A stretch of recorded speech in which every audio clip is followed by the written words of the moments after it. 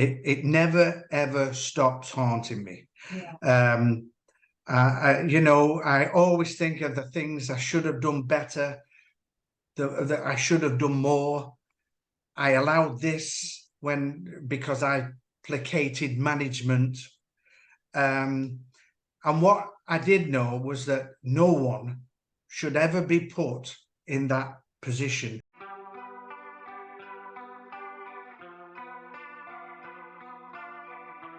Welcome to the Rising Lioness podcast on All About Animals Radio, a place dedicated to animals and all those who act to protect and advocate for them.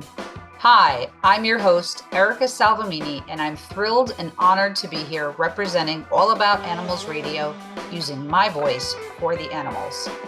Thank you for joining us for what intends to be a thought-provoking and soul-inspiring series where we discuss topics aimed at understanding the importance of the relationship between empathy, animal rights, and our peaceful coexistence with the animal kingdom. And now on to our show. Hello and welcome.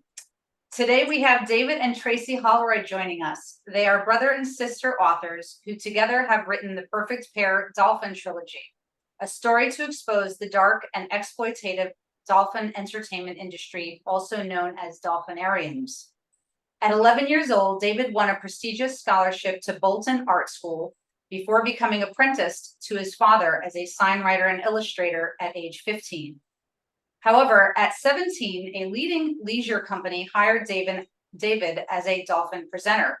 His natural talent and deep connection to the animals immediately elevated him to the position of trainer. David quickly became recognized as one of Europe's finest dolphin trainers. Upon reaching the pinnacle within this field, David left the dolphin industry, vowing never to return again. Today, we will learn why. Tracy has worked as a college lecturer, as well as having written many short stories and articles for national children's and teen magazines. Tracy published her first two books in 2011, The Children's History of Manchester and Children's History of Lancashire, before beginning work with her brother David on the Perfect Pair Dolphin Trilogy. As a fervent animal lover since early childhood, Tracy eagerly embraced the quest to co-author this trilogy in the hopes that this exposé would educate readers on the true horrors of the commercial dolphin entertainment industry. Welcome, Tracy and David. It is an honor and a pleasure to have you both here today to discuss your book series, and more importantly, to discuss the message within these writings. And I'm just honored to have you here. So thank you. Thank you for joining us. Oh, it's great to be here, Erica. Yes. We really have been looking forward to this interview. Fabulous. Same here. So I had read that in one of the trilogy's descriptions, it said there are literally hundreds, if not thousands, of academic works written about dolphins, and that this is certainly not one of them, for within these pages dwells a story of the plight of the commercial dolphin. The Perfect Pair Dolphin Trilogy is a damning expose of the captive cetacean industry. And there's just so much to unpack with this and to talk about. So I thought that we would just jump right in. And David, I wanted to ask you first, could you describe what it was like for you as a young man working for a dolphinarium? Well, as you can imagine, I was a sign writer and illustrator with my dad before I got the call, basically, to go and be a dolphin presenter. And I'd never actually seen a real live dolphin when I got this call. So it was a magical experience at first. And of course, I ended up leaving Manchester, being whisked away to a Yorkshire mining village called Salvemini. And this was right at the very beginning of the UK dolphinarium boom. And Salvemini was an old disused swimming pool that had been commandeered to work as a brake training pen for dolphins coming from the US. Now, obviously, they didn't come from Taji at this time because that side of this horrible industry hadn't begun yet. They actually came from Florida, and they were shipped over to Yorkshire pens. So the U.S. Florida was where these dolphins were coming from, but nowadays you're saying, where did you say they come from now, mainly? They're coming now from Taji in Japan. I mean, everybody's heard of the Cove. Yes. You know, that terrible dolphin slaughter that goes on there for 6 months of every year. But what they don't realize is that this particular slaughter is not the big money earner. The big money earner is selling pretty dolphins to aqua circus venues globally.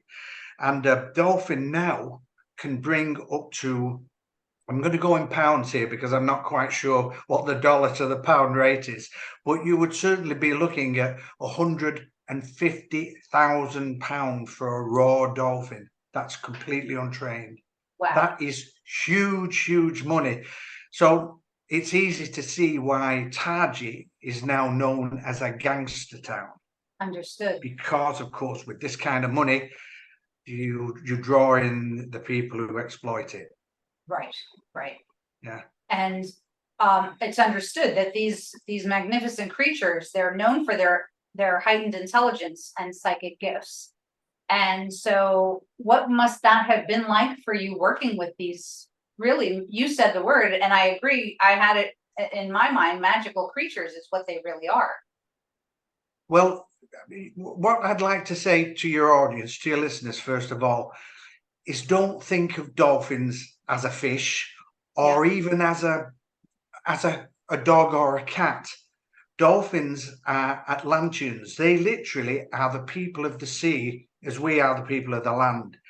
So remember, we have hopes, dreams of getting married, you know, having a good time, seeing different places. So do dolphins. So do these people of the sea. And they certainly don't get it when they're locked up in a concrete fishbowl. Right. And no matter what the aqua circus directors tell you, no matter what propaganda you hear, it is a lie. And I know because I was one of those people that used to tell those lies back in the day. That must have been something for you. And we'll get to that point in I want to hear more about that and why you decided to leave. In fact, that is my next question. At what point did you realize that this dolphin business, because you were a young man, you were 17 years old when you started there. So what was it that made you realize the dark, cruel nature of this? And was that the departure point for you? Well, but when I started in the pens, as you said, I was 17. I was super, super ambitious. I wanted to become the best of the best. I wanted my dolphins to become the finest in the world. And so I worked very, very hard to bring this about. But I saw things in the pens and I literally closed my eyes to them because my ambition basically painted pretty pictures. And I tried to see the whole industry through rose-coloured glasses. Duchess and Herbie's transport was fine, but we had a second transport in South Elmsall. And the transport was Stumpy, Baby Di, Scouse, and a dolphin called Bubbles. Now, Stumpy came and he was too sick to train. In other words, he was dying from the transport. He should never have been brought. Baby Di was an illegally imported infant, less than 2 years of age. They've got to be 2 before they can be shipped and put on a plane. This dolphin was round about, I would say, 16 months old. Scouse, well, this poor guy was packed into a cargo hold, high, like a stacker truck, and he fought very badly. And the trainer that was with the dolphin on the transport couldn't get to the top box. So the actual sling or the harness that Scouse was in cut, and it took away his eyes. Oh, no. He lost his sight. No. Bubbles was next to Scouse, and she was in shock from the capture in the US. And I can remember actually talking to the transporter. I said, "Why did you bring Bubbles? Because this is how hard-nosed this was." And he said, "Well, she was a lovely looking dolphin, and even though she wasn't eating back in the States, I thought she'd eat once she got here. She didn't. Bubbles' mind was broken in that transport, and that dolphin never ate a fish willingly. We had to give her 2 force feeds a day, and we did that every day for her short life in the UK. And even that I put aside, because my connection with Duchess and Herbie was so great, and my love for them was so great, that all that mattered was Duchess and Herbie. And you've got to remember, back in the pens, this is where I first learned of the connection, this dolphin, this mind tap. And all I can explain it as is that it made me nauseous. I actually felt nauseous, and I could feel it touching me, literally, mentally. And of course, that just grew and grew and grew. So I closed my eyes to all the horrors, and I moved away with them to my first dolphinarium, which was Knowsley Safari Park in the UK. I later became head trainer for Knowsley Safari Park, Rill Dolphinarium, and Woburn Abbey Dolphinarium. And it really, it all went from there. The reason why I walked away, which was your initial question, was that we had a manager came in who cared only for money. And this manager, believe it or not, was a UK, he went on to be a UK celebrity TV presenter for animal welfare. And he openly admitted that he hated dolphins. My goodness. So you can imagine what went on in those pools. In some cases, the filtration equipment was so bad because the companies were actually trying to we've just got a cat running. I'm sorry about that. Okay. We're actually trying to save money. Sure. Cutting expenses and that. Yeah. Cutting. Yeah, and in the end, the water became a toxic mix of chlorine, dolphin feces and waste, and spent chemicals. Now, they wouldn't allow me to ditch the water. So what I used to do, I used to come in at around about 11 o'clock at night. I would pen the dolphins, seal them in chambers, and I would pull the plug.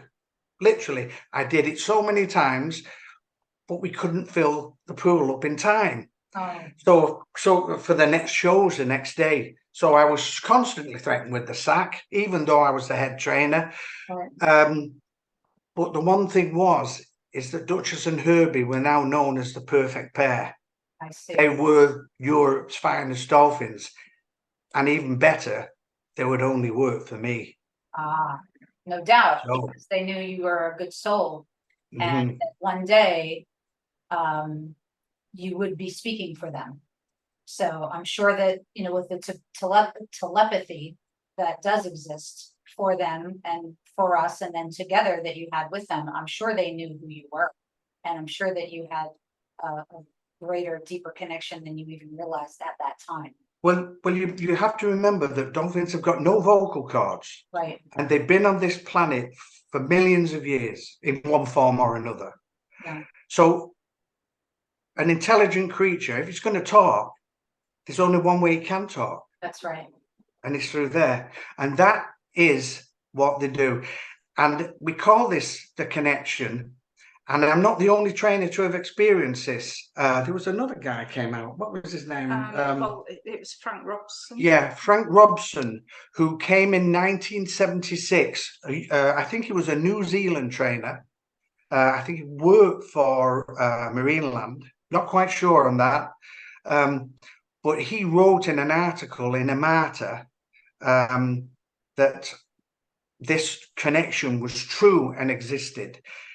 And, you know, our governments already know this. They've known this for 55 to 60 years, to my knowledge, but they don't tell the public. They don't want the public to recognize this, because if they did, the dolphin slaughters in the Faroe Islands and in Taji wouldn't be called slaughters. They would be deemed genocide. Right. There's Which is what a it is. big difference in words there. Absolutely, absolutely. But it is a genocide that's happening across the board for all animals right now, and which is why we have this network, the All About Animals Radio Network, and why we're all trying to speak out here, because you're right, that is exactly what's happening. So with all of that, I wanted to ask about a former head dolphin trainer by the name of David Capello, and who is he in all of this? This has really been the joke of the David Capello is me. Got it. I was in those In your story opening days, we were all starstruck, and at 17 it's kind of X Factor on steroids, if you know what I mean. Okay. And we all had stage names. My stage name was David Capello. I later removed that stage name when I actually became quite well known. I didn't need the stage name, so I went back to my original name. So this does cause confusion, but at the same time, it was perfect to write that the Dolphin Trilogy. Right, because it meant that if there were any legal problems, we would dodge it by changing the names. Right. Not just of my name, of the trainers' names, of the places, but the only names that we didn't change was the names of the dolphins, because I was determined to give them a voice. Absolutely. It's a beautiful tribute to them, so that their lives were not in vain. And I just think that's wonderful. For you both, how did you come to realize that you would write this book series together? Well, I'll let Tracy take this one, so off you go. Yes, I'd been asking David to write the story for years, and he always said he couldn't do it. He said, I can't do it. Not ready, basically, because it's something that haunted him. Yeah. And then one day I'd been getting a lot of work published, and I came back to him again and I said, write your story. And he did write a short story, which he then entered into a literary competition. It was a nationwide contest, run by a major newspaper, and he won it. And it was the story, not about the dolphins, but it was about a sea lion, Bobby the sea lion, who actually was the first, your first, well, the first encounter. My first encounter with the aqua circus was Bobby the sea lion. Is that true story? Was my first encounter with the aqua circus was Bobby the sea lion. Right. And that was, is that a true story, or is that? Oh yes, true story. Yeah. Yes, he wrote the story, and I can actually remember myself meeting Bobby. Wow. He was gorgeous, very dangerous, but he was absolutely gorgeous. But David had written this story. He entered the competition and he won first prize. So then I said to him, why don't you write the whole thing? So he writes longhand, and he lay on his bed with a pad and a pen, and a cat sitting on his legs, and he wrote the story. He initially said he wouldn't have enough material for a book, and I said, just see where it goes. 3 books later, and that's how he did it. That's amazing, and I'm so glad that you were there for him, and that you are so close with each other that you could inspire one another to do this together. I just think it's marvelous and divine, and obviously something that was meant to be for you and for the animals. Did that feel, David? I know this whole situation that, you know, this part of your life and how challenging this must have been for you. Was completing the book series cathartic in a way and somewhat healing for you? A lot of people say that. The answer to that, in truth, is no. It never ever stops haunting me. Yeah. You know, I always think of the things I should have done better, that I should have done more. I allowed this because I placated management. And what I did know was that no one should ever be put in that position, the same position as I was. I mean, I have a saying, and it's that dolphin conservation and dolphin exploitation are two sides of the same coin. And it is quite true. I mean, I thought I was helping my dolphins, and I'm sure I was, because the only love they got, and the only action they got, mentally stimuli, was from me, because nobody else cared. It was all money, money, money. But it still doesn't make me feel any better. But you did love them, and you still love them. And did you ever consider, so from like a spiritual aspect, and I know you spoke of the Atlanteans, and you do have a firm belief in that. So I'm wondering, do you believe in reincarnation and things of that nature, where we come back, we're souls from another time, and then we come back and reincarnate these bodies, and we're to do a mission, to create something, to fulfill something? And so if that is in fact the case, and perchance you do believe that, then it was decided long ago, before you even arrived here on this planet, in this lifetime, in this body that is, you know, David Holroyd, that you and the dolphins, the Atlanteans, you are likely an Atlantean yourself then, decided before you got here that this was your destiny, this was your mission. So in that, there should be some peace and relief, because without you doing this and without you going through this experience, what comes next could never be, which is hopefully, you know, the release, the freedom from suffering for the dolphins and for other cetaceans. And you know, freedom from suffering is something that we all should, it's a right. Well, both Tracy and I are very big believers in this. So and there is nothing that you've just said now to us that we would disagree with. Yeah. All I know that I do believe that I was put here for a purpose. I had to go through this nightmare, yeah, which everybody thought, by the way, was some kind of stardom, but it wasn't. And no matter what kind of success I had within the Aqua Circus, and I said that the success was big, because I opened 3 of the UK's biggest shows live on stage with my dolphins, and I was offered Europe's then only killer whale to train, and the money was huge for that killer whale, and I walked away.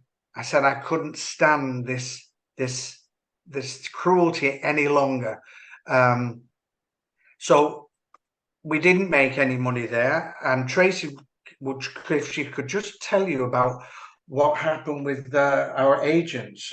Yes, when we wrote the first book, The Enchanted Mirror, we sent the manuscript off to a huge agent in London, David Hyme Associates, and we got an agent, came back very, very interested.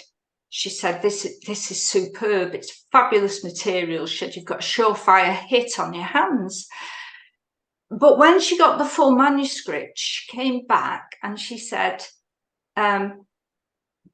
take out all the dark parts and give it a happy ending. She said, now did yeah, she said, and I said to her, but I said, no, I said, we're trying to show people the truth behind Dolphinaria, and you want us to turn it into a fairy story. And she said, nobody wants to read about force feeds and dolphins committing suicide or attempting to commit suicide and all these other horrors.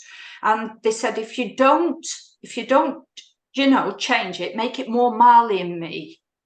She said, we can't take it. And we said, well, then yeah. Well, there was also talk from that same agent, this can go to film. Yeah. So this is what you're dealing with. You're dealing with an awful lot of money, and a major publisher will take this, but we refuse to sell out. No. Right. So it cost us financially, I don't know what it's cost us, but it's frightening. Obviously, if you're taking film and a major publisher and the biggest agent in the country, so we went from hero to zero because nobody would take us because we refused to change the story, which has now been validated because it's in a UK museum. Your books and they fact check everything, so the story has been validated. So all the people who tried to stop us, who tried to shut us up, and now they can't say anything because the truth is out. So your books are now in which UK museum is that? Yeah, they're in. Do you want to tell this bit? It's Southampton. Is it Wakefield? Yes, it's in Wakefield Museums and Castles. And it's part of an exhibit, and it's an exhibit called Faces of Southampton, which is the original area where the secret pool, because it was hidden away there. I see. Yeah, existed, and they've gone back in time, and they wanted, and of course, a dolphinarium in the middle of a mining village was such a novelty. Right. So, and they decided they would make it part of this museum exhibition. Well, bravo to them for doing that. And as you said, they fact check everything and vet it. That's right. And as I say, these dolphins, what you have to remember is the Southampton dolphins, the vast majority of them, my dolphins that I trained, we have a government report on Dolphinaria here called the Klenowski and Brown report. My dolphins are not there. They do not exist. However, I have all the dolphin logbooks, the official logbooks of the dolphins that were there. But doesn't that smack to you of a cover-up? My dolphins don't exist. So David Capello never existed. It smacks as a cover-up. And the pool, the Southampton pool, was called the secret pool. And it was the press who contacted us because they were saying to us, does anybody know anything about this secret pool? They completely wiped it, or they had done. It's not wiped now. Right, right. And so they tried to do away with the story of your dolphins as well. Mm-hmm. That's incredible and not surprising.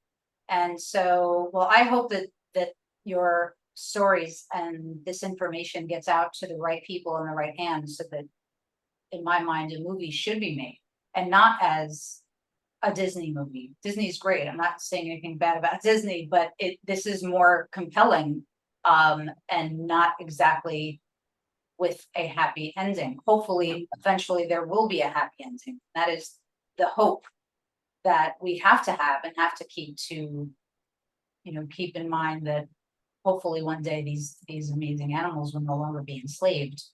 Any animal, rather, for that matter.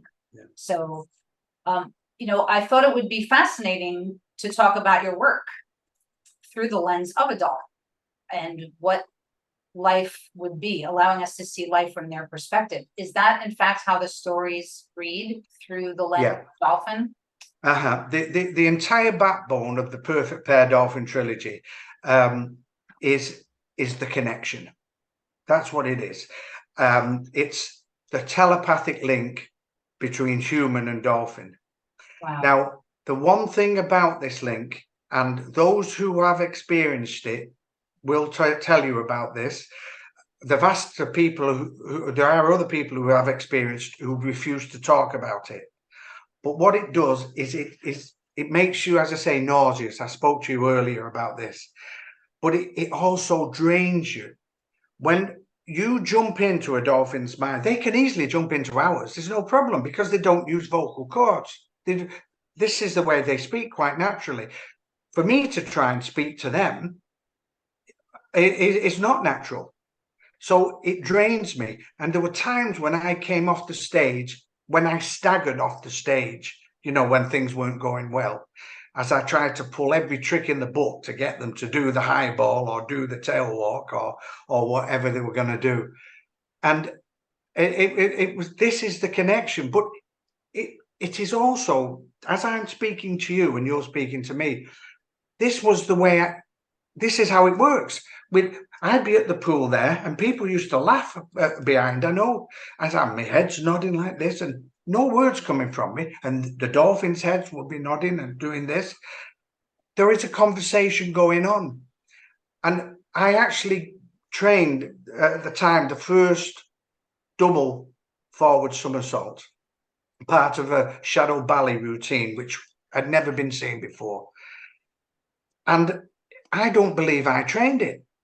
Herbie, who was the flipper dolphin of the Perfect Pair, he knew right from the beginning. I had this picture in my mind and he wouldn't do it. And I trained for at least a year and couldn't get there. And I thought, I'm shelving the trick. I can't put up with it any longer. And of course, Herbie's getting fatter and fatter and fatter because of all the fish he's extorting from me, basically. And then one day, Duchess had a high ball. It was a 21-footer. It was the biggest high ball in the country. You know, when they come out of the pool and hit the high ball. And it was the only trick that the dolphins, the Perfect Pair, didn't do together. And one day, he started to speed up around the pool, and I saw him speed up. I thought, he's going to do a forward somersault.